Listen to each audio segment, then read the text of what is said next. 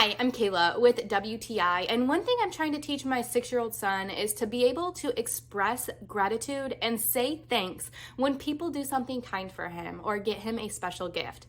And these cards from VNS have been such a fun way to teach him to say thank you in a card form.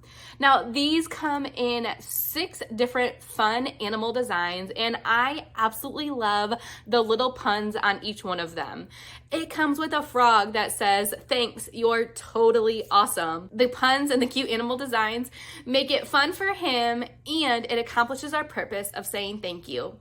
The insides of these cards are blank, which gives him plenty of space to write his little note and make it personalized to the person he's sending it to.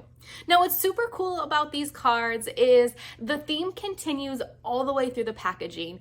Typically, we see a lot of cards that come with a just colored envelope, but no, these cards take it a step further. The inside of the envelopes actually match the cute little animal print on the card, and I just think that is such a precious little touch. I really like the size of them too. It can be intimidating to little ones when you're sending a big card because they feel like they have to fill up the whole thing, but this one is a perfect size for little hands. So whether you're teaching your little one how to say thank you or you want to send a fun card yourself, I would definitely check out these cute animal cards from VNS.